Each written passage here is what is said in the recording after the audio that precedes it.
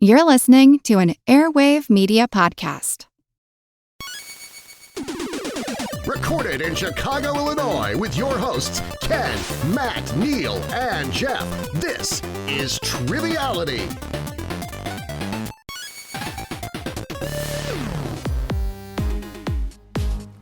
Hello and welcome to Triviality, the game where a lack of seriousness meets a little bit of knowledge. This is Ken, joined in the studio by Jeff and Neal. Hey guys. What's up? How's it going? We're hot off the tails of 350. Yeah, hot off the tails of 350. That was last week. Hopefully everyone enjoyed our live event recording from G-Man Tavern. Yeah, I hope everybody who was there too also enjoyed the live environment. I thought that went pretty well. Yeah, we met a lot of really cool people for the first time. Too many to name, but all those that came that have never been to a Triviality event before or have been on an episode, that was really cool to meet everyone. Yeah, super fun. And once again, thank you for coming out and listening to 350. Yeah, we'll see what we'll do for 400. And so, Neal, usually we offer great guests on this podcast, correct? We try to every week. Now, today's a little different because we have amazing guests. That's true. Yeah. Some great surprises for everyone today on this episode. Our first surprise is... Sorry.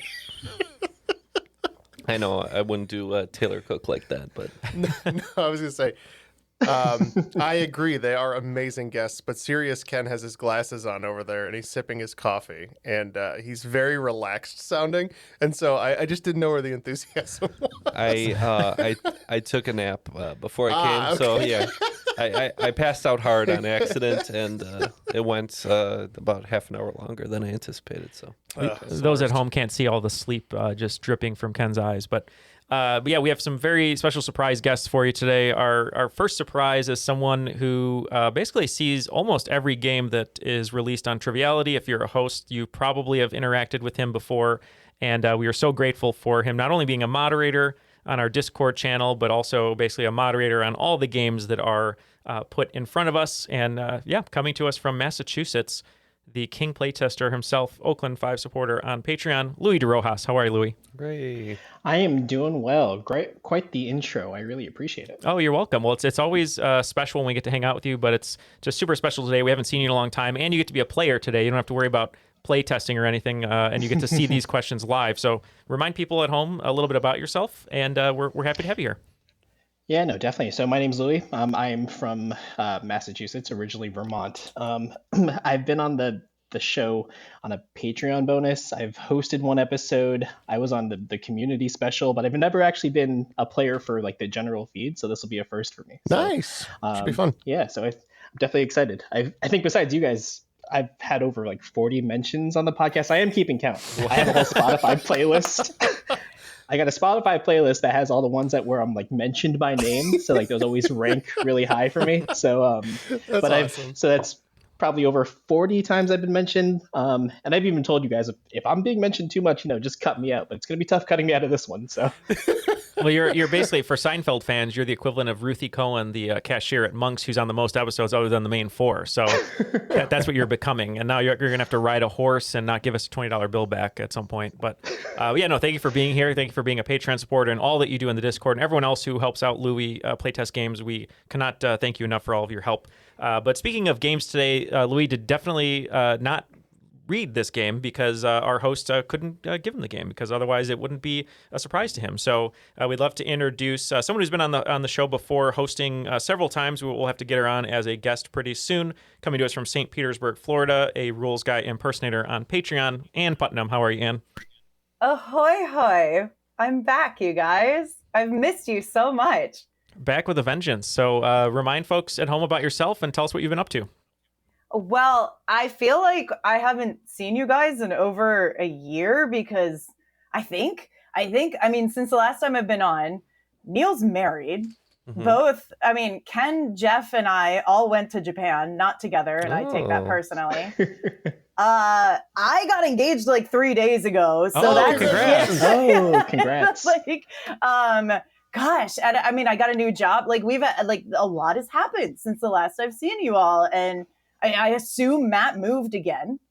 I just assume that's what he did. He kind of moved through the world like he's doing a nomad land sort of thing. Yeah, just across the country. Yeah, a little motorcycle, like a little pan of coffee or something. Yeah.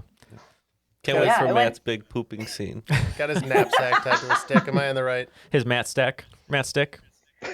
But yeah, since the last time, I mean, a lot of time. Japan was amazing. I loved hearing you guys talk about it because I could relate to some comments. And Neal, I'm sure I'll solicit you for wedding advice or things like that.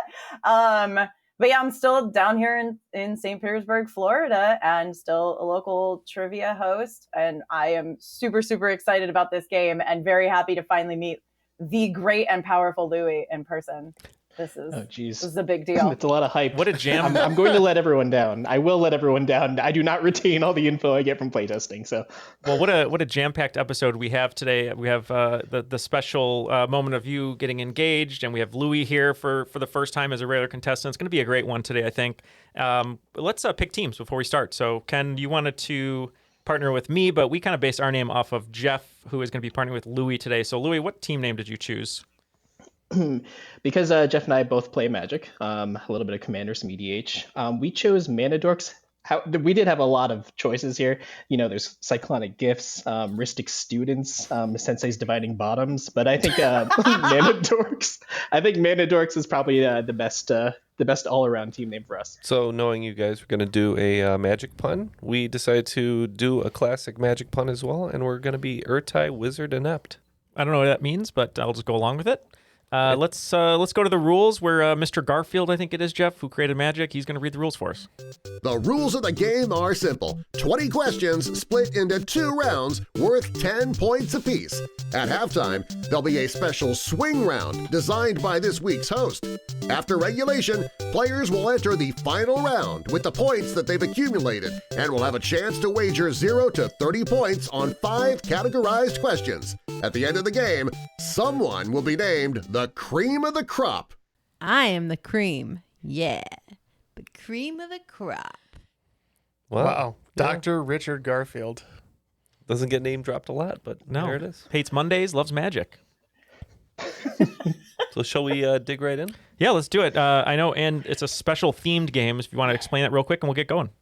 Sure. Ironically, I wrote this game before it had an even more special meaning. The theme of this game is based around the 2 favorite men in my life, my now fiance and my father, Bob. They're both terribly interesting in their own right, and I figured it would generate some original questions because I've hosted 2 games now with questions that are in my wheelhouse. So I'm trying to break away from Muppets questions and Duran Duran. Too bad. So this game, exactly. I'm sorry, Ken. This game will either feel lovey-dovey or potentially like creepy Electra complex. I'm not really sure, but let's just roll with it. And it may also be terrible because Louie didn't play test it. So we'll see. That's right. how So this not to goes. make you nervous, Anne, but I will be live playtesting this as we go through it. Okay, thank you. Yes. Please take notes and send them in the chat. So more or less for the categories, I asked both my father and my fiance slightly ambiguous prompt questions related to like typical trivia categories. Some are going to be answered by a millennial and the other by a boomer. So there's variety.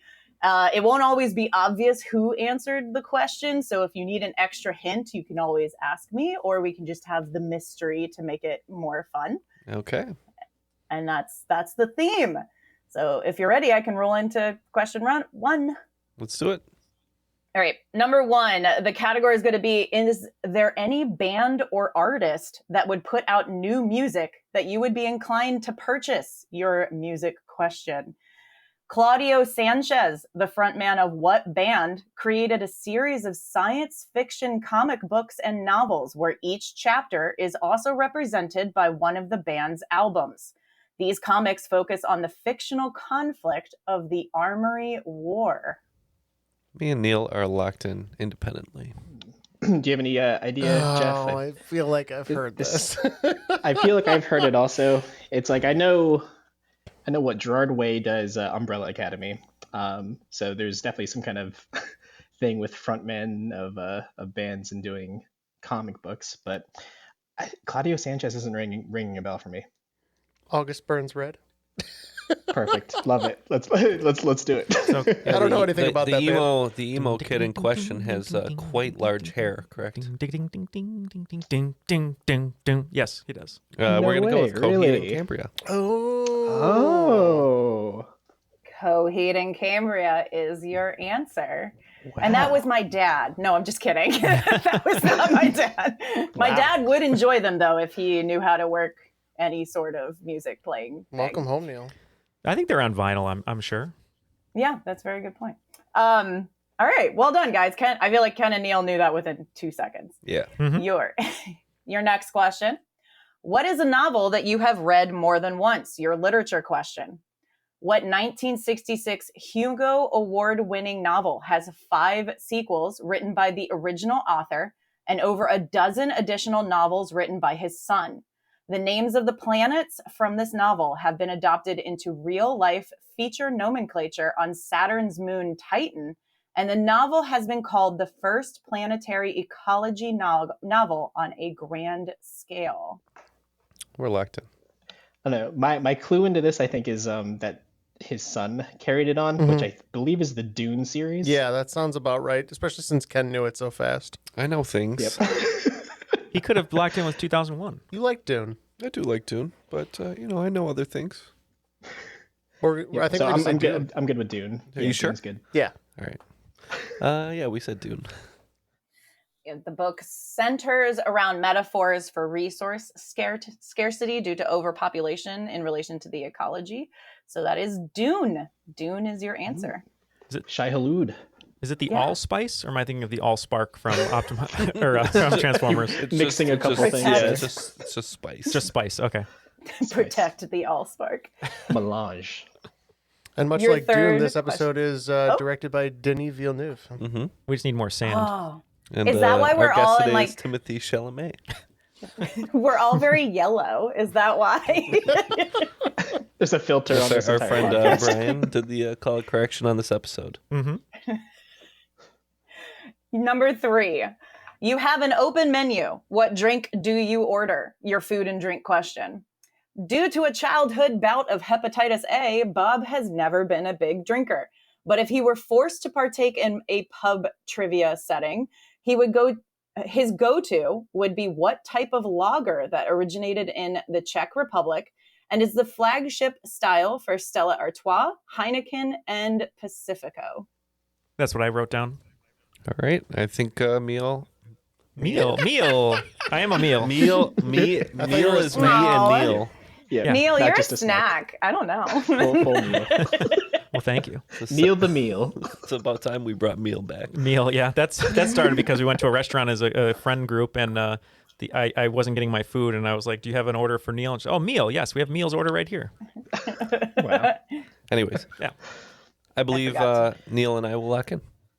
Are these Pilsners? I think that's a good guess. Yeah, for the style, yeah, Stella Artois, Heineken, Pacifico. I think Pilsner's a fine guess. Okay. I don't know beer, so we're going to guess Yeah. Pilsner. When I think of Czechia and beer, I think of Pils or Kel. Oh yes, And right. Of course, the Pils stands for Pilsner. Brother of Steve. Nice. So we're going to say Pilsner. I don't have a microphone to do the pop like that, but it is. My dad is a simple man. He just loves his Pilsners. That's the go-to at a pub trivia setting. And yes, the Czech beer is correct, Ken, but I cannot pronounce it. So thank you for doing it. Not just his favorite beer, it's It's also the same as like Stefan or Kel, right? Teddy That's from right. Brooklyn Nine-Nine. He does love a Pilsner. That's right. Question number 4. Name a TV show that reminds you of your childhood. Your TV question. Breaking Bad. From 1996 to the year 2000, Nickelodeon ran what sketch comedy show co-created by the writers of The Adventures of Pete and Pete? Hosted by Henry and June, the show featured shorts and cartoons titled Action League Now, Prometheus and Bob, and Sniz and Fondue. Yeah, Louie, we're locked in. At first I thought this Yeah, was we're an locked all in. that question, but we're good. Yep. All right. I thought the So, same. We're good. yeah, since I thought it was all that, but since we're talking about the Action League, what's it called? The Action League Now, Prometheus and Bob. I think it ran like sketch like animated shorts. Mm-hmm. I think it was Kablam. Yeah, Right. that's right. Yeah, because all that I think was a little bit earlier. I don't think it went till 2000. It had to have been like maybe 93 to 97 or something. Yeah, I'm good with Kablam. Yeah, and Kablam had that great theme song by the Toasters. That's right. So we're gonna go with Kablam. Yep, we figured that's the birth of Ken's love of ska. We said Kablam. And you took all of my flavor text, but it was the very first spinoff of all that. It is Kablam. I loved Prometheus and Bob. That was So did I. so good. Action League now. I think Chalk Zone also got its start from Kablam. And That's it's a interesting. complete spinoff. So that's cool. Can we unwrap a little bit about your childhood Breaking Bad similarities here? Did you watch someone OD on heroin or? No, little one dark, time my mom got really mad at me, so she threw my pizza on the cooked roof. meth. That's all it was. His mom cooked meth. Yeah. No wonder every time. That's why we always see her. You think that she's Jeff walked in the house. He said, "Somebody's been cooking here."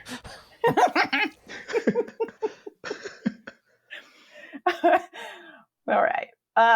So we're at question 5, which I'm a traditional girl. Usually question 5 is that listener submitted question. So I had limited choices. So I went to my mom. So my mom answered the what I'm kind of a ringer for. So I was like, what was the most impressive thing your partner has done? And my dad is no fool. So this question is about babies. Your question. In fertilization, eggs can produce hormones that help decide which sperm are the most viable, in a way giving the egg the choice of genetic material to develop a baby. How many times larger to the nearest 1,000 is the egg compared to its companion sperm? Well, that sounds like a Jeff question. I don't know about the numbers on that one. Oh, shoot. I'm sorry, guys. Oh, Hold okay. on. Okay. I'm sorry. I messed up. It wasn't my mom who submitted this question. Actually, it was Audrey Thompson. She submitted it. There's a bonus question. Okay. There's a bonus. Let me read the bonus real quick. How many times larger will Louie's house need to be now that Audrey is pregnant with their first child? Are you kidding me? Wait. Hold on. She's in the house with me right now. Go get her. Is this how you're this is how you're announcing? What? Are you serious? Yay! Congratulations. Do you want to say hi? This is my wife, Audrey. Nice to meet you. Hey, Audrey. Congratulations. Congrats. She can't hear you because I have the headset on, but they say congrats. Wow, so we're To you. Surprise! To you both. I don't know how I'm supposed to concentrate on the rest of the page. So I'm It like, was all a ploy. And I didn't know you were gonna put it like in the middle. I thought it was gonna be towards. I know the it end. was Oh my towards gosh. the beginning. Sorry. so it's so funny because like you start asking the question. I'm like, Audrey, she just talked to me about this. I was like, this is really strange. It's like, wow, okay. well, thank you. Oh my gosh. So what's the answer? I'm just Amazing. kidding. Oh yeah, good question. Can I phone a friend?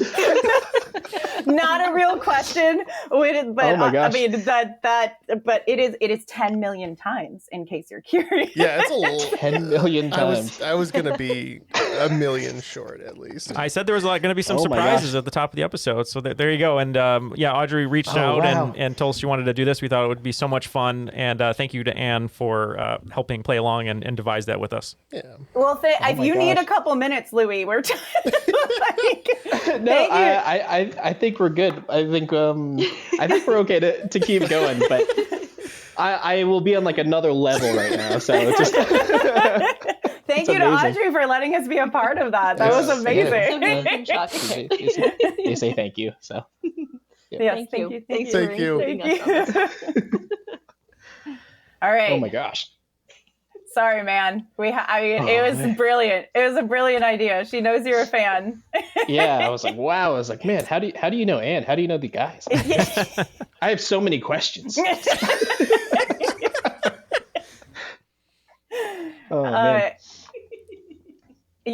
don't know how to get back into the game now. I don't either.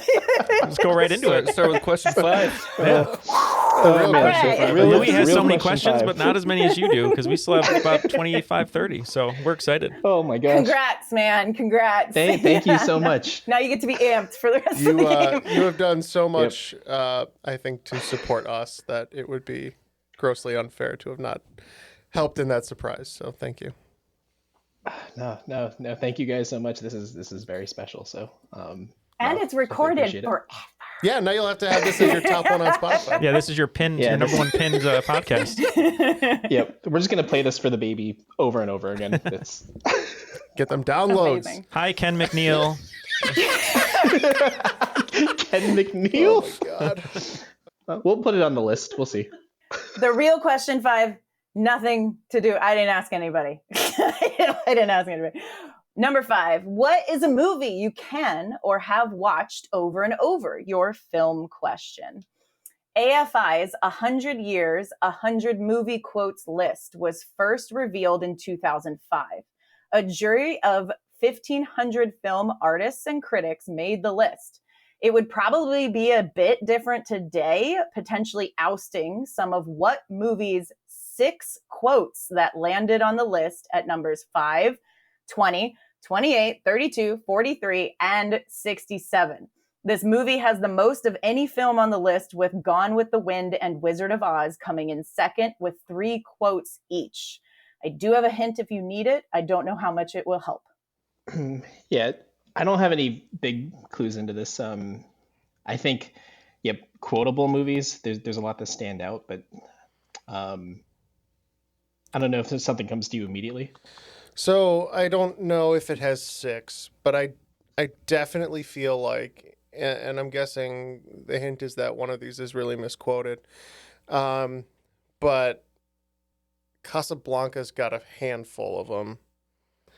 Here's Looking at You, Kid. Play It Again, Sam. Frankly, My Dear, I Don't Give a Damn. That's from Gone with the Wind, isn't it? Bogey didn't give a damn either, though. He didn't. Bogey didn't give 1 damn. He probably didn't give 2 dams. I do know that quote is number 1. Frankly, My Dear, I Don't Give a Yeah. damn. So You find just going Casablanca? that's fine. I'm cool with that. Okay. We're going to go with Casablanca. Okay, they're going with Casablanca. I think we're going with the same. It's funny that Jeff mentions, I don't know about that one being misquoted because he himself misquoted Casablanca because it's Play It Sam, Play As Time Goes By is the real quote. And this may be the start of a beautiful friendship with Louis here. So, Anne? Yeah, it's actually Anchorman. I'm just kidding. No, Nice. but I wish San it was Diego, which means for me. Yeah, which means Baxter, for I me, don't speak Princess Spanish. Bride. It should be Princess Bride, in my opinion, but it is Casablanca. Number 5 is going to be Here's Looking at You, Kid. 20 is Louis. I think this is the beginning of a beautiful friendship. Number 28 is Play It, Sam. Play As Time Goes By. Very good, Neal. 32 is Round Up the Usual Suspects. 43 is We'll Always Have Paris.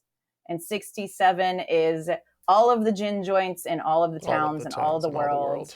She Walks Into Mine. all right. 101 Very good, didn't guys. make the top 100, which is Humphrey Bogart saying, I'm sorry, I'm constipated. It's all that food from Morocco. After 5 questions, it looks like Manadorks has 40 points and batting perfect. Airtie Wizard Inept with 50. Okay, so your question number 6. Name a historical event that you will always remember where you were. Your history question. Fall of Rome. I was going to say the JFK assassination. Hey, teeing me up. The 1960s sucked for influential political figures. My father remembers all 4 of the major assassinations that occurred in this decade, especially Martin Luther King's. What president posthumously awarded the Presidential Medal of Freedom to Martin Luther King? Some say as an acknowledgement to the voters who put him into office. Coretta Scott King accepted the award on her husband's behalf. Which year was the award accepted? I'm just kidding. That That would help. Louis, I'm pretty confident I know which one this is. If you're Yep. okay with Nope, trusting I'm me good. on it. I do. Okay. All right. So Kennedy was gone by the time Martin Luther King was assassinated. 11/22/63. 63. LBJ, maybe his second term. Possibly. I just knew he was big into civil rights. After that, I might go all the way down to Clinton, actually. Oh, that could be true. Yeah. What do you think?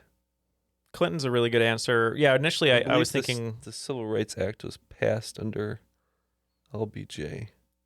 Yeah, maybe he didn't, because the quote about the voters helping, maybe it would make more sense for that to be Clinton because LBJ would have passed the Civil Rights Act. Let's go with Clinton then. My guess, seeing as how MLK was assassinated in 1968, was that maybe LBJ did it right away. I can't imagine Nixon got a big bump. So that's what I wanted to lock in with. I don't know if that was good with you, but that's what we went with. This one's a bit of a surprise. He had very popular vote in Georgia and attributed it to a lot of the population of Georgia. This is Jimmy Carter. Oh. Went a little too far there, Neil. Yep. We didn't go too far enough. Ronald Reagan actually did the MLK holiday. He's the one to enact the holiday, but Carter was the one that gave him the Presidential Medal of Freedom. Huh. Cool. Number 7 is a sports question. Even if it costs a ton of money, what sporting event would be worth it to see? For the first time in 25 years, what 2-night event will return to Philadelphia at Lincoln Financial Field for the event's 40th anniversary? Since it will occur April 2024, I have plenty of time to not buy any tickets because they range from $600 to $7,000. I think we can lock in. Good. Yeah, so in talking about it, we are completely out of our depths. We know they've been running like short track NASCAR events in really goofy places, so maybe this is a NASCAR race. Okay. I can't believe that they somehow pulled out the wrong answer, but Oh, I think I just came up with it actually. Oh no. I'm so surprised you completely forgot a sport that we talk about all the time. It's going to be WrestleMania in Philadelphia. That's what we locked in with. Yeah, I think you needed Matt on this one. That is WrestleMania 40. Coming, it's expensive AF. Question number 8. Give me an invention you think changed the world. Your technology question. Still in use today, the living legend steam locomotive number 844 was saved in 1960 for excursion and public relations service only. Number 844 was the last of its kind, utilized by what transcontinental company founded in 1862? No, sorry, it was Neil. I was like, Neil, are you a rail man? I'm an oil man. All right, we're going to go ahead and lock in. So would this be a company that kind of uses, I don't know, they'd have to use transportation to deliver certain goods? You think it's a transport company, or do you think Yeah, it's that was kind of my thought, is either it was something like Western Union used to actually like move money around. Ooh, like maybe FedEx or UPS, maybe. Yeah, maybe Federal Express. Yeah, I think it's possible. It's possible that they're that old. Yeah, I'm okay with that. Okay, we're gonna say Federal Express. Okay. When I hear transcontinental, I just think of the railroad, and we just said Union Pacific. Transcontinental is your big hint here. It is Union Pacific. Union Pacific. Question number 9. What is your favorite place anywhere in the world that you have visited? Your geography question. TripAdvisor lists Spike Island, the Rock of Cashel, Bru Nabanya, and Trim Castle as some of the top attractions for the east coast of what country? All right, we're going to lock in here. What are you thinking, Louis? I'm thinking that if we're specifying the East Coast, that this country also has a West Coast. It's a good start. Or North Coast or South Coast. There could be. Yeah, I wow. think it might That have opens up all a of the ton. above, because I think this might be Ireland. Ooh, I like that answer a lot. Now that I'm looking at Bruna maybe the Bonnier. pronunciation. Yeah, Yeah. how it's spelled maybe. Yeah. I like that. I like that answer. I think we're gonna go with Ireland. Yeah, we were kind of along the same lines as you guys, but just due to the association with Iron Brew, we went with Scotland instead. It was really hard for me not to go Brune Bonnier. But it is Ireland. Ireland is your nice. answer here. Good answer. Question number 10. What is your favorite tree or plant? Your science question. Of the 3 species known as redwoods, which is the shortest, still growing to almost 50 meters in height? In 1940, the discovery of this tree captivated the world, as only fossils of it were ever found in North America prior, and the tree was thought to be extinct. Well, I was unaware that there are 3 species of redwoods, but only one word's coming to mind, so we're just going to lock in with it. All right, Louis. You seem like a man who Right. knows his way around some redwoods. You know, I grew up around trees being in Vermont, and I know that they're very similar to stoplights where you have the green woods, you've got the yellow woods, and you got the redwoods. And I believe, actually, no, I'm kidding. Those are the 3 species as far as I know. Just kidding. I don't know. I know there's a lot of redwoods in California. So do you think like California redwood would be a species? I don't know if you have anything else. So I think they're all something sequoia. I can't remember what the small one is, though. We'll say micro sequoia. Makes sense. All right. I'm okay with Well, that. we just said sequoia. Not a bad guess. It is part of their genus. So there are 3 types of redwoods. The Sequoia sempervirens is the coast redwood. The Sequoia dendron giganteum is the giant sequoia. And then the third one is the metasequoia, or the dawn redwood. The dawn redwood is the smallest one. The more you know. After learning a lot about sequoias and redwoods, looks like the scores are still pretty tight. Mana Dorks picking up 10 points that second half, bringing their total to 50. And Airtie, Wizard, Inept picking up 20 points, bringing our total to 70. So before we get into the swing round, just want to say a quick thank you to all of our patrons.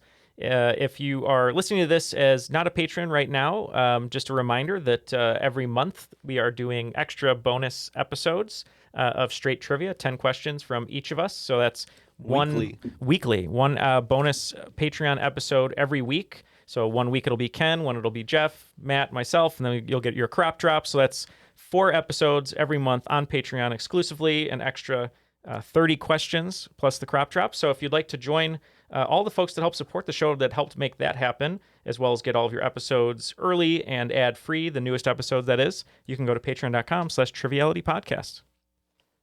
What do we have in store for today, Anne? Okay, for your swing round, still along with the theme, both Grant and Bob are jack of all trades, partaking in many, many hobbies throughout the years. So halftime is going to be a mix of various hobbies that have crossed one or both of their weekend activities. So there's 10 questions looking for a single answer to each. So number 1, originally a training exercise for land navigation for military officers, the oldest formal version of what sport originating in 19th century Sweden involves control points, a timed race, and most importantly, a compass. Number 2, the Resurrection Cemetery in Justice, Illinois is home to what Guinness Book World Record item spanning over 22,000 square feet in area. It features the Dal de Verre technique and was originally constructed by Pixel Studio. It is extremely odd that the largest version of this is in Illinois and not in Paris or Rome. Number 3, originating from the Greek words for beauty and right, what ancient art form has been around almost 4,000 years? Our Western version has two main styles, serif and sans serif. Question number 4. May 2nd, 2000 is regarded as the Big Blue Switch Day, an annual holiday for participants in what activity? It has its very own mascot named Signal the Frog. Question number 5. On every vacation, Grant searches for what kind of commemorative tchotchke to add to his collection. Most notably, they have been featured in the opening of Citizen Kane and the closing of St. Elsewhere. This whole podcast has just been in Jeff's imagination. Or his wheelhouse. Who knows? Number 6. The top brands to buy when partaking in what hobby would be Bernat, Red Heart, Karen, and Vanna White's Lion brand Vanna's Choice, because Vanna is hooked on this pastime. Question number 7. The PSUPA is an international organization promoting safe and effective instruction while providing certification to teach and compete in races across the globe in what sporting activity? We could potentially see Olympic competition in Los Angeles 2028. Question number 8. A pedigree chart is one of the most common ways to display one research if you partake in what hobby, defined as the study of family history. And it's the reason why I know I'm related to 13 presidents. Question number 9. Bob can only play one instrument well, and as expected, it's weird. What folk instrument, typically with 3 or 4 strings and originating from the Appalachian region of the United States, was played by Joni Mitchell on the album Blue, as well as in her live concerts? Question number 10. Florida has a lot of heritage festivals celebrating the 19th century homestead and Florida crackers. Bob is a staple presenter at these festivals, seen using a rope cinch, twine, and sorghum to demonstrate how to make what handmade item. While some purchase these items for decoration more than use, a lot of his attendees are Wiccans. Okay, we have our questions. We'll be right back after this break and find out the answers. Hey guys, before we get to the swing round, Matt, you have a new form of trivia that sounds pretty awesome. Why don't you tell us about it? Yeah, so I've been playing a lot of trivia. You know, we record all this trivia, and we kept thinking, what if there was more trivia? Would you guys be open to doing more trivia, possibly? We should always be open to doing more trivia. I feel like we don't play enough of it, actually. So what do you have for us? Yeah, so our old friends at Geeks Who Drink, they came out with a new game. It's called Thrice. It's kind of like your daily Wordle, but trivia related. Basically, you get 3 clues to get 1 answer, and there's 5 different games. You could play it at thrice.geekswhodrink.com. I have a little sample if you guys want to play a round or two. Sounds great. All right. This one is in the category of food and drink. With a distinctively fruity shape, the world's largest maze is owned by what food company? Distinctive shape. So it's got to be a famous logo, maybe. I don't know. I don't know why I'm thinking it's like Snoopy's head. From That's not a very fruity shape, yeah. I don't know. Is Knott's Berry Farm, Matt? Knott's Berry Farm? Maybe Ocean Spray, or was it Ocean Mist, or whatever they're called? Ocean Spray. Yeah, Ocean Spray. Cranberry. What? And it's the shape of that guy riding his skateboard. Yeah, exactly. Let's guess Ocean Spray. It's probably not right. But the good news is you get more clues. So question for the 2 points. After the 1893 overthrow of the Hawaiian monarchy, the new president was a scion of what fruit empire? So I believe this is, well, I'm assuming they're asking about the fruit. So my guess would be pineapple. Oh, pineapple. I like that. Yeah, let's lock that in. All right, let's see if we can get 2 points here. I think that was the Dole family. It looks like no. It says, but you did just say the answer because you're looking for the company. If you can't afford a Disney trip, what company's website has recipe for its pineapple and banana whips? Oh, Dole. Yes, of the Bob Dole family, I believe, right? I don't know if they're related, but It's possible. For 1 point, it was Dole. So yeah, the way it works, the more clues you get, the less points you earn, and you're trying to get the most points. So we'll do one more, just, for example, for everyone to try. This one is in Science and Nature. Alexander von Humboldt gave what poetic Greek name to his 19th century treatise on the whole universe? The treatise. I think it's just treatise, Matt. I believe so. Like fragile, treatise. Treatise. Neil, what do you think about Cosmos? I like Cosmos. Makes me Sounds think of the Greek. Yeah, makes me think of the TV show. Makes me think of the drink. Or the drink. Yeah, let's go Cosmos or Cosmos. Or Kramer. And Kramer. Because everything's best in threes. That's right. All right. Well, you got 3 points there. That was correct. It was Cosmos. Awesome. Yeah, this is really fun. So I love that you get 3 different times to basically, get a correct answer. So if you feel really dumb one day, at least you'll still get points at the end of it. If you have to go all the way to the 1 point question. Yeah, and it's fun to play around with your friends. You can try to beat each other's score, same kind of thing. So if you guys want to play, go to thrice.geekswhodrink.com and you can play along. Share with us on our socials your scores. Let's see if we can beat you. Yeah, let's do it. Yeah, thrice.geekswhodrink.com. And thanks to all of our friends at Geeks Who Drink. We love the trivia you do over there. So hopefully we can keep doing more of it with Thrice. And we're back. We have our answers locked in. Let's go ahead and hear the questions one more time and see how we did. Okay, for a 10-question swing round. Number 1, originally a training exercise for land navigation for military officers. What sport involves control points, timed race, and most importantly, a compass? We said geocaching. We did not. What did we say, Louie? We went with cross-country skiing, but Jeff, you did mention that. So it's funny that it's this answer instead. And it is interesting how much you guys do retain about your patrons. It's kind of amazing because Jeff mentioned geocaching. You guys know that I love geocaching. Unfortunately, geocaching is not the answer for this one. Have you heard of orienteering? No. Yes, I have. Yes. And now I know what it is. Yeah. So,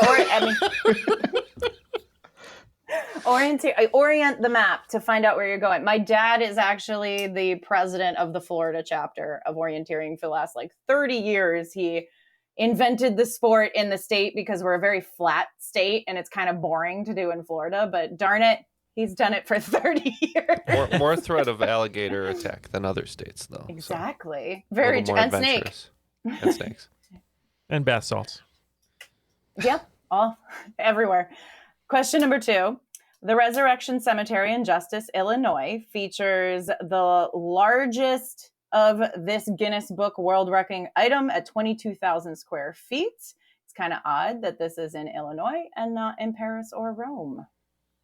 Yeah, this one, if you live in the Midwest, especially in Chicagoland area, you know about Resurrection Mary, the famous ghost of Resurrection Cemetery. But I know they have a giant stained glass window. I've never seen it, but I know that it's there, and that's what we said it was. We were thinking about Fall Out Boy and how we would lie in the grass next to the mausoleum.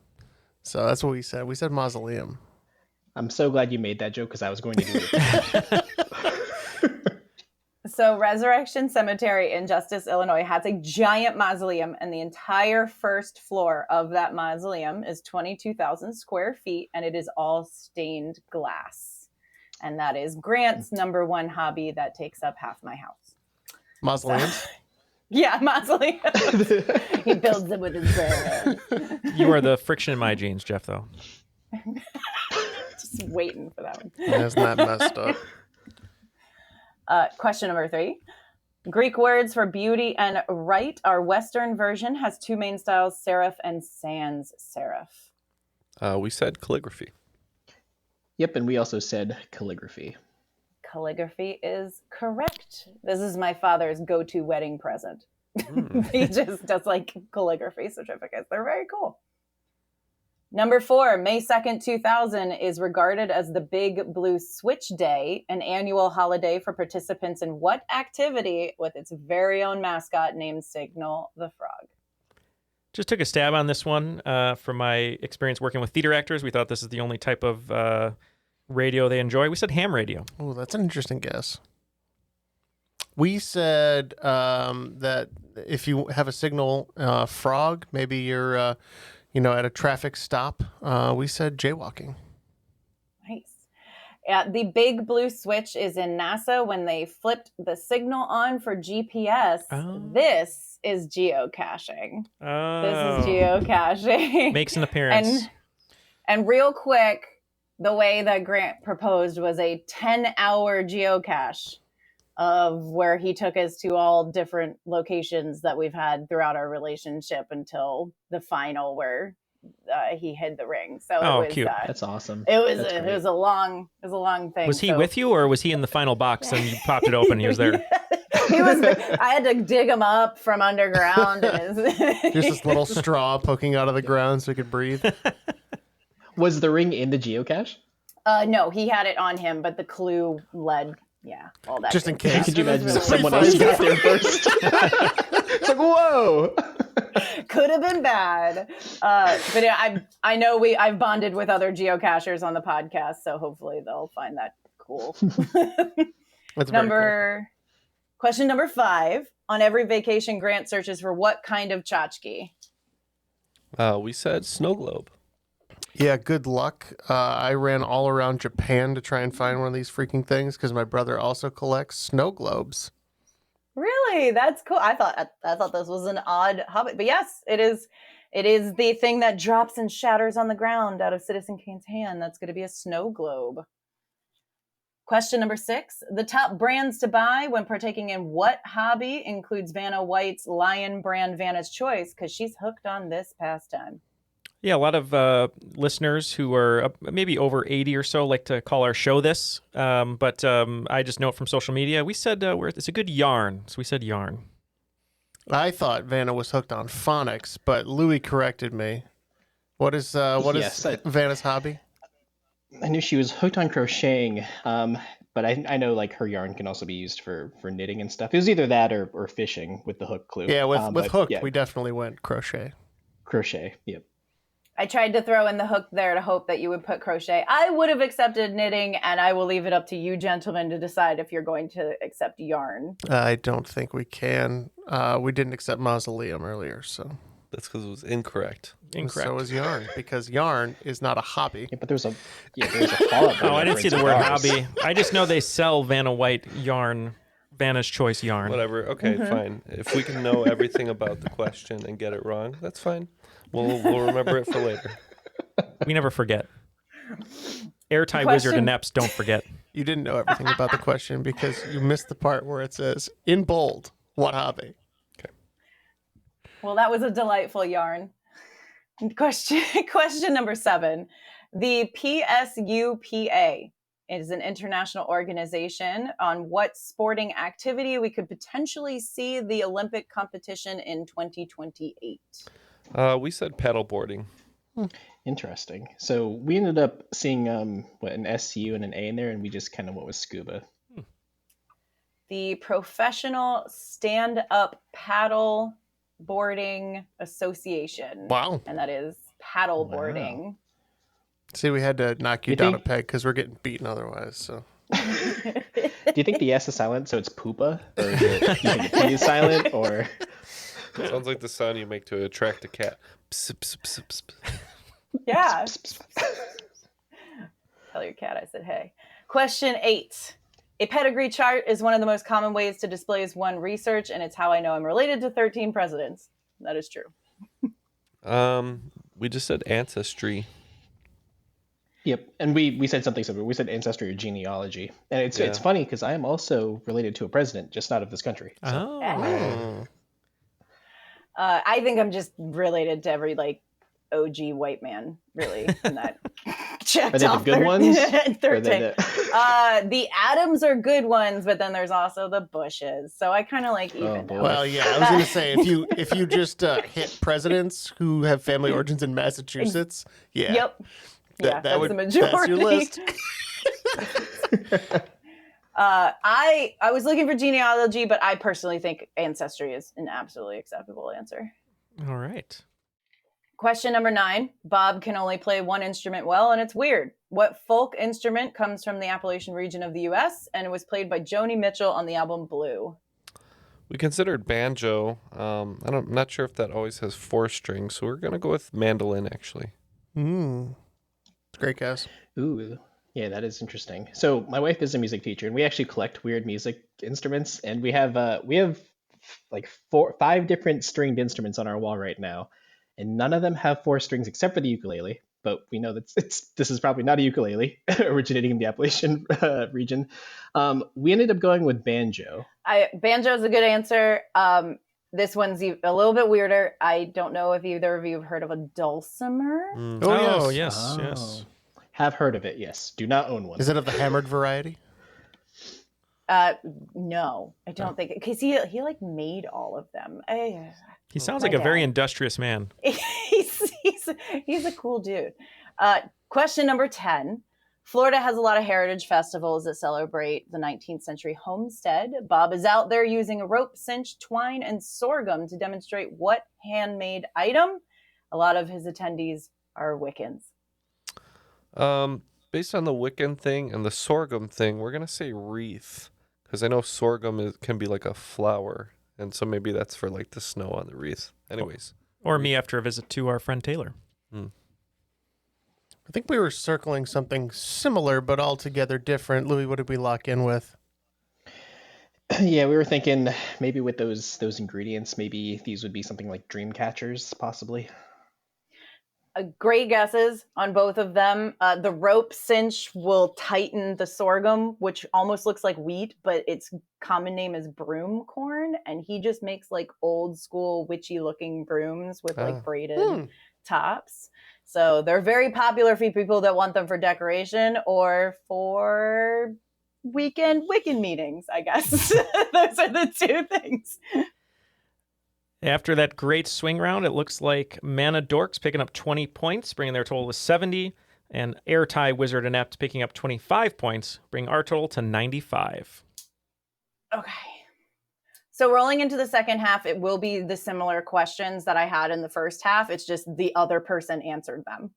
So number 1 of the second half, what is the novel you could read more than once or you have read? Your literature question.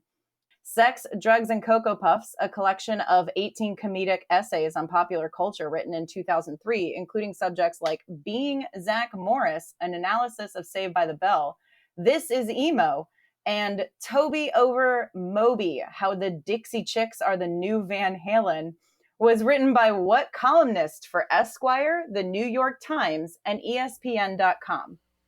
Louis, we can lock in.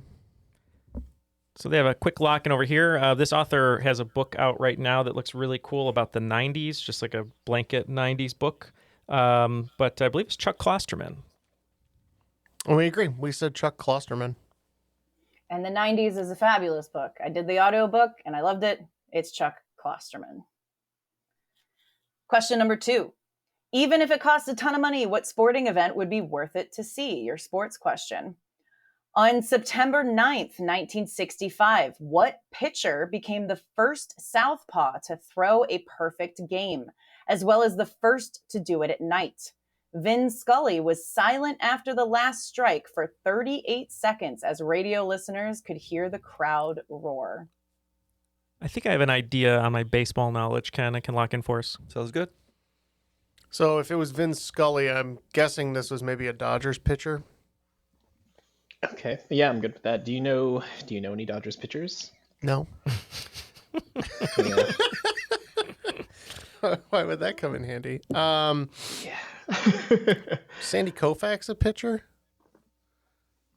It feels sounds something about that feels that's like right a pitcher to me. name. That's like a pitcher name to me. So let's go with Sandy Koufax. Yeah, let's do it. All right.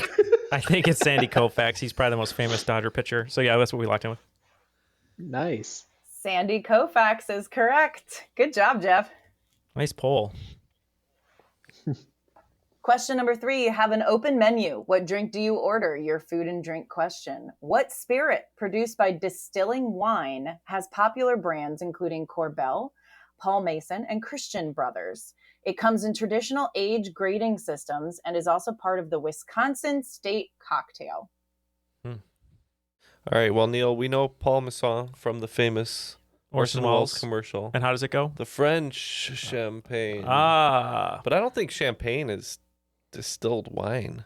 I don't think it is either, but let me say this. I've seen Corbel before, and I've seen it at a store, and it was champagne, but maybe it's like cheap Wisconsin champagne. But don't you think these companies can do other things? It's possible. They could do like brandy Unless or something. the distillation gives it the carbonation. Maybe they take a white wine, they distill it, give it carbonation, they say it's champagne when it's not really from the region of France. I was thinking like more of a port or a sherry or something like that. But if you want to go champagne, yeah, let's go champagne. The French champagne. So I'm pretty sure I've had like Corbel, like non-alcoholic champagnes for a, occasion or two. So I know they make champagne. I know Paul Masson makes champagne, as the gentleman in the studio have alluded to. We've brought that commercial up several times on the show. So I think champagne is our best bet here. Just say anything. I led you all astray with the brand names. Oh, no. Wisconsin State's Cocktail is an old fashioned, but they specifically make it with brandy. It's a brandy old fashioned. Okay. So that's what brandy is. So The brandy's Dr. actually Fine girl. Brandy's actually there making the drinks. I should have put a Looking Glass reference. Darn it, Jeff! You give me the great, the great thoughts now. I'll include that on my playtest list. Thank you. Question number 4. What is a movie you can or have watched over and over? Your film question. Caligula. Orange County. Hot take. This is a hot take. Personally, I think the real hero of what 1994 comedy film was not magic. It was the Jack Russell Terrier Milo, who not only breaks his owner out of jail, but fights a group of armed men multiple times and makes sure the coveted MacGuffin does not fall into the wrong hands by swimming off into the abyss with it during the finale. Is this Dumb and Dumber? Or some... I love... Neal, what are you doing back there? It's like audibly like groaning every time I'm onto something. So, since I said Dumb and Dumber and Neal got upset, I almost just want to not think about it and lock it in. Yeah, I'm good with that. Okay. He got Oh, no, no, no, no. He got him. That's the difference you carry. Oh, no. It's the mask. Oh, no. He got him. Ah, French champagne. Got him. Got his ass. we locked in with the mask. Yeah. Hey, what are you doing down there? Just looking for my mask. Just through my mask. But really, though, he watches his dog jump off a bridge. The dog swims, catches the mask, and just swims away. And nobody cares that this dog is in, like, the Hudson or something. Just swimming away. And officers always fall asleep in jail, too. That just seems to be a very movie trope thing. But it's the mask. This movie's fabulous. You were on the right track with Jim Carrey. Jim Carrey, It was in your brain. Yeah. Took the bait. Took the bait. I'm sorry I had to do that to you, Louie, on this beautiful day of yours, but Neal was just whipping around the fly fish pole. You can take nothing away from Jeff him. just jumped right out of the water and grabbed it. Well, when he's doing it like Brad Pitt and a river runs through it. oh, thank you. Good reference there. Very good. Question number 5. Is there any band or artist that would put out new music you would be inclined to purchase? Your music question. What 46-year-old American blues rock artist and avid guitar collector, whose last album was Now Serving Royalty Live from the Ryman in 2021, has been nominated for 3 Grammy Awards for his blues albums, had 11 number 1 hits on the Billboard Blues charts, and in 2020 he started his own record label, Keeping the Blues Alive Records. Yep, Jeff, I've got kind of an idea of, like, maybe a guess. I don't know if you have any strong inclinations. I don't. I'm just trying to think. So they would be someone born in the mid-late 1970s, right? Right. So what was your inclination?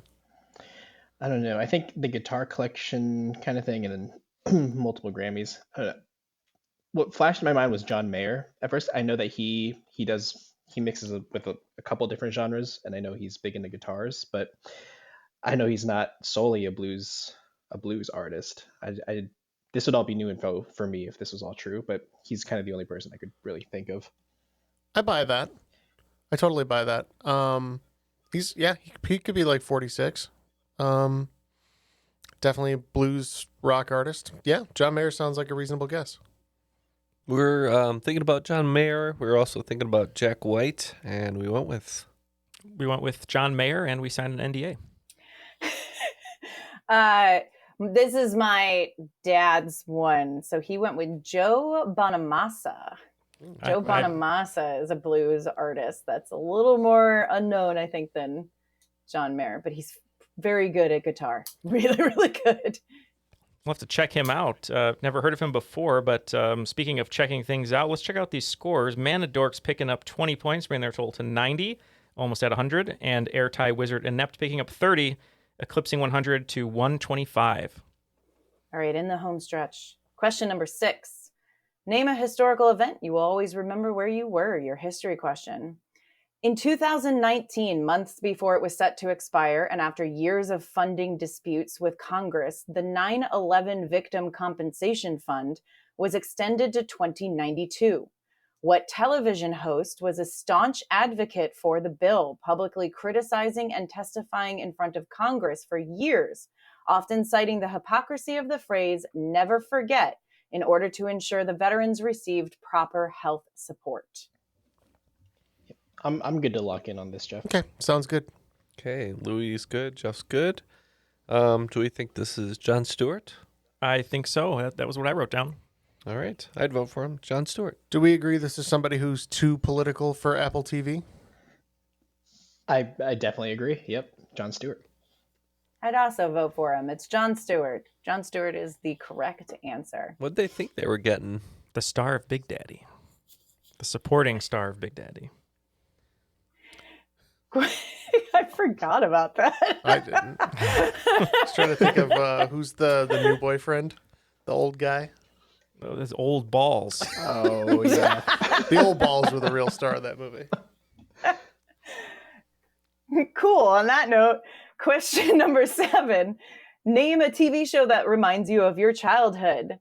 Every Friday night, Bob's Little League team had to ensure they were finished before 8 p.m. to watch the 5th longest running American television Western set in the rowdy 1860s that kept rolling for 8 seasons. What was the name of this black and white classic? My uncle used to watch this on reruns. So you're locked in? Yeah. I think the rollin' gave us a good clue, right? I think so. I think Clint Eastwood is smirking at us from somewhere. We said Rawhide. We said roll them up, or whatever the stupid thing they played on the Walmart ads was. We said Rawhide. Do we have a little like whip sound effect? Like there. Ooh, that was very good. Rawhide. You've been practicing. Yeah. I don't use real whips. I just use it with my mouth. Yeah, your impersonation. Oh, they're just so good. Rawhide. Rawhide is your answer. Question number 8. What is your favorite place anywhere in the world that you've visited? The name Y East has been associated with what site for almost a century? It is not the on-location setting for Leprechaun 5, but it does contain the only year-round lift-served skiing in North America and is the 4th highest point in the Cascade Mountain Range. I think we're just going to have to tap on that one. Tap out, yeah. All right, Neal, where did Leprechaun 5 take place? I think it was into Hood. Okay, so combining Hood with the mountain, we're saying Mount Hood. Oh, jeez. Famous mountain. Perfect deduction of the rapping leprechaun from Leprechaun 5 in Into Hood. It is indeed Mount Hood. The Cascades are on the west coast. But that's the only year-round skiing. Yeah. That's a good clue, and that gets great notes with my playtest notes. So, great clue. If you're a fan of Jennifer Aniston, Louis, you can check out the first Leprechaun for one of her early roles. Oh, really? Question number 9. What is your favorite tree or plant? Your science question. Sometimes confused with the wild carrot plant. Its genus is Greek for spin or whirl, alluding to the dizzying effects of the plant's poison after ingestion. And it's been used to punish those who corrupted the young minds in Athens, 399 BC. We're going to lock in. All right, Louie, pretty sure that Socrates was made to drink hemlock, and he was convicted of corrupting the youth in Athens, so I think it's hemlock. And much like Socrates, after we lose this game, I too will have an apology. We also locked in with hemlock. Now, my dad apparently meant the tree, but I don't know how to write a clue towards the tree. So it is indeed hemlock. Hemlock. It can be a plant that looks kind of like Queen Anne's lace or the tree, the hemlock tree. Question 10. Give me an invention you think changed the world. Your technology question. Gutenberg, the musical, is currently playing at the James Earl Jones Theater on Broadway. The piece focuses on two earnest but clueless theater composers presenting a highly inaccurate musical about the life of Johann Gutenberg and the invention of the printing press. What two lead Book of Mormon original cast members are currently starring in this show? We can lock in. We can also lock in. Ooh, Sweet. Luis Forte. Yeah. What do you have? Yeah, it is. So we saw Book of Mormon on our kind of mini honeymoon, but we didn't see the original cast, unfortunately. But we did know that it was Josh Gad and Andrew Rannells, I think is his name. Yeah, I'm super excited to see the show. Kylie and I have been wanting to see it. There's a lot of celebrity guests every showing, so we said, yeah, Andrew Rannells and Josh Gad. I saw it its first week on Broadway, and it is phenomenal because I always said I would kill to see the original cast of Book of Mormon, honestly, and it is indeed Josh Gad and Andrew Rannells. It's hilarious, and it's just the two of them, honestly, the whole time. It's amazing. At the end of regulation, Mana Dorks picking up an extra 40 points, bringing their total to 130. And Airtie Wizard Inept picking up 50 points, bringing their total to 175. Man. So pretty good scores going into the final. Before we go over there, one more reminder, please do check out our Patreon. We are now offering weekly bonus episodes, weekly. And you get access to the whole backlog if you sign up for our Patreon. Yep, and it's all going to be written by us. We don't get a chance to host too much because we want to invite as many people as we can on the show, but you get Ken questions, Neal questions, Jeff questions, and Matt questions, what can be better than that? Yep, and as always, our normal hijinks and joking around, right? Mm-hmm. All right, so look forward to those in this new year. Let's go to the final round. What are our categories? So the final round, I'm back to me. The final round will be more focused on things that I think are cool. When I was a kid, my friends and I would make our own categories because we were nerds. And one of them was like a rotating category that said things blank thinks are cool but aren't. So the categories are going to be things Anne's thinks are cool but probably aren't. And they're going to be travel, Olympics, trivia podcasts, theme parks, and things to do with your hands. The wagers are now locked in. Let's go ahead and get the questions. Question number 1 in travel. I feel like everyone who travels typically has their go-to thing they want to do or see in a new place. Mine is probably considered an unpopular option by most, but I think they are some of the most beautiful places you can see. I visited Greyfriars Kirkland in Scotland, Père Lachaise in Paris, and when I return to Japan, I would like to see Okinawa. What are these locations? Question number 2 in the Olympics. My favorite Olympic sport debuted in the Games in 1998, but was invented on Scottish ponds in the 16th century. This sport has been dominated by Canada and Sweden throughout the years. The US has only won 2 medals. In 2018, it was very exciting. It is ultimately a game of physics, and I find that very sexy. Question number 3, trivia podcasts. Triviality has had many guest appearances by questionable characters throughout the years.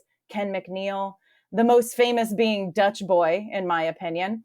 One I would really like to return is what morning traffic DJ that was canceled in 2010 for something he said in 1987. But Ken hate listens to his trench coat Thursdays anyway. Question number 4, theme parks. I had a dark phase in my 20s running over 15 Disney races and attending a theme park once a month because I grew up outside of Orlando.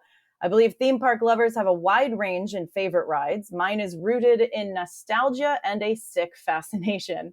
As a kid, I loved the fantastical and original recreation of a Kenneth Grahame novel. As an adult, I find this ride hilarious and horrific. What ride am I referring to that is now sadly unique to only Disneyland? Number 5, things to do with your hands. My reality TV guilty pleasure mostly revolves around cooking, led by the Great British Bake Off. The Great British Bake Off had a spin-off show based on what art form that I am anxiously awaiting a season 6 to drop on HBO, so I can see those sweet, sweet Keith Brymer tears over contestants' Reiku. All right, we have our questions, and we'll be right back with our answers after this break.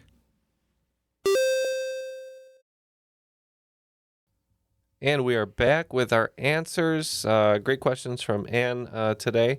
Let's go ahead and get the recaps really quick, and we will give our answers. See who wins.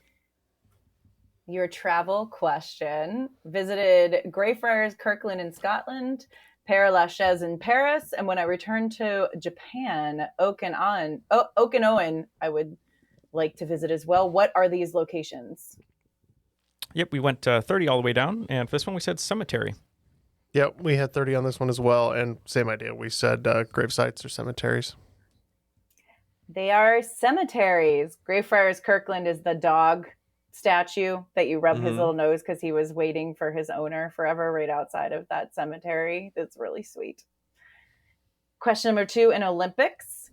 My favorite Olympic sport is all about physics, and I find that very sexy. Well, for another 30 points, we remember the 2018, I think you said, was a big year, and we said curling. Yep. So we saw that it was kind of gravity based or physics based, and but we bet 0 on this one. We also said curling. So invented on Scottish ponds, they happen to be frozen in the 16th century. That sport is curling. Trivia podcasts. We had fun with this one. Triviality, many guest appearances. Dutch Boy is the best. But one I would like to see return is what morning traffic DJ that was canceled in 2010 for something he said in 1987. But Ken hate listens to his trench coat Thursdays anyway. You guys couldn't come up with the answer? I think we're losing 30 on this. So you're losing 30. Well, welcome back to the 9 to 5 with Dick Gutley. You That's Dick it. Gutley. Oh my God, Dick Gutley. That's absolutely. Oh. It's so funny. We hear the category. It's like trivia podcast, and Jeff and I were like, "Yeah, we know trivia podcast." Little did we know it was going to be about this trivia podcast. I still wouldn't know the answer. How could I forget Dick Gutley? Dick Gutley. Yeah, I think Neal made a weird noise, like a and Ken was like, "You all right over there, Dick Gutley?" Dick Fucking Gutley. return of Dick Gutley over here. The true definition of a shock jock. Yeah. I'm back after a long cancellation. They couldn't keep me down. Literally. Oh, good one. Your theme park, rolling right into theme parks. I believe theme park lovers have a wide range in favorite rides. Mine's rooted in nostalgia and sick fascination. What ride am I referring to that's now sadly unique to only Disneyland? Yeah, I was sad to see this was changed to Winnie the Pooh. Although Winnie the Pooh is fine. But for 30 points, we said Mr. Toad's Wild Ride. We agree. 30 points. We said Mr. Toad's Wild Ride. Based on the Kenneth Grahame novel Wind in the Willows, this ride has you get in a car, go through his house, go to a bar, get drunk, then hit a train, and go to hell at the end of it. And literally the ride ends with little like devils waving at you. And that is Mr. Toad's Wild Ride. It's just, it's wild. Doesn't mess I around. used to like it as a kid myself, so I'm with you. Phenomenal. Yeah. Number 5, things to do with your hands. Reality guilty pleasure mostly revolves around cooking, especially the Great British Bake Off. They had a spin-off that I'm waiting for season 6 on HBO so I can see Keith Brymer's tears over the contestants' Raku. I'm not really sure. Yeah, if you're in Canada, you're going to see Seth Rogen guest host their version of this show. We locked in the Great Pottery Throwdown. We said pottery. Yep. And we were along the same lines. I think HBO Max is one of the few streaming services I have, and I get ads for this constantly. And so we agreed it was pottery. It is pottery, and Neal just made my night that Seth Rogen is hosting a Canadian version. I am extremely excited to see that. Yeah, he has his own pottery company for adult pharmaceuticals, I guess you call it. But yeah, he's really good. They do look really, really good. nice. After the scores have been tabulated, it looks like Mana Dorks only able to pick up 60 points in that final round, bringing their total to 190, almost at 200. You're all tapped out. All tapped out, just like Dick Gutley after a bender. But looks like getting 150 points in the final is Airtie Wizard Inept, bringing our total to 325, making us today's cream of the crop. The cream of the crop. Wow. Yeah. Well done, that gentlemen. was right down the plate. Yeah, that was great for us. Good questions, good wheelhouse questions for us. And I feel bad, too, because it's such a wonderful, joyous day for Louie, and we had to take him down. We had to beat him down a little bit. Beat him down just a little bit to toughen him up before he's a father. Right, it's all downhill from here, right? So, well, let's say goodbye to Louie now, sadly. But any final statements for the day? Yeah, no, I just appreciate you guys having me on, and I appreciate the huge announcement that happened on this podcast. This is gonna go to the top of my Spotify playlist as one of my favorite episodes, I'm sure. I know, I can't believe Dick Gutley returned either. Yeah, this is huge. But just a couple shout outs. So first to the Discord, we have over 500 people on there now. So I'm a moderator on there. You guys can reach me on there. I think I was Louie Grand Playtester. I'm now Playtest Pro. I thought Grand Playtester sounded a little pretentious. So I've demoted myself to Playtest Pro. And I think the only other shout out I have is for my wife, because I think the first time I was on the podcast, we had just moved in together. The second time I was on the podcast, we had just gotten engaged. And now it's I think the third time it's married, bought a house, and now expecting. So we've kind of grown with the podcast. So I think this has been quite the ride, quite the years. Congrats to you, Louie. So happy you could join us, and you're so important to the podcast as well. All the help you give us. So we really appreciate you, and also we appreciate Anne. Thank you so much for joining us. Great game today. Thank you. It was fun to try and take a different approach to write questions. And I got to make my dad and my partner feel very special. Yeah. So that was great. And besides those two great guys, any other shout outs you want to give? No, I mean, I appreciate you guys so much. Thank you so much for allowing me to have a really fun night and hanging out with you and doing this trivia game again. It is a blast. I can't really follow Louie because it's an honor to meet him in person, and I second the Discord is awesome to follow. Being a patron is awesome. I listen to I listen to a lot of trivia podcasts, and this is the one that Grant always says just feels like home. So I mean, you guys are the best, and I really appreciate it. Well, thank you so much. And Louie, I want to give you the floor very quickly before we go. We don't normally get a chance to do this, but can you give one message to your baby that's going to be coming that maybe they can listen to in 10 years and you can see if it stood up? Oh boy. Yeah, definitely subscribe to their Patreon. I'm at first get a job. I'm at the $5 level. So, if you wanted to surpass dear old dad, go above the $5 level. I've learned so much from this podcast. It's better than a college education financially. I'm kidding. Stay in school. But But no, I'm this is a ton of fun, and I hope that kind of our future offspring will also have a love of trivia. So no, this is excellent. No, I really appreciate this. Of course. Well, now your kid knows their origin story of why they're named Dick Gutley. Or Ken McNeal. Or Lots Ken of names, McNeal. a lot of name choices. Middle name's Well, Gutley. hopefully it's not just Dutch boy. Could be this is my girl, my daughter, Dick Gutley. Denise Gutley. Anyways, one final shout out before we leave for the day. We want to thank Airwave Media, our network. You can find them at airwavemedia.com and check out other great shows such as A Mindful Moment, I Know What Scares You, and The Team House. Well, that's going to be it for today. For Ken, Jeff, Matt, Louie, and Anne, my name is Neal, and why don't you take us out for Trenchcoat Thursdays, Dick Gutley. That was Triviality.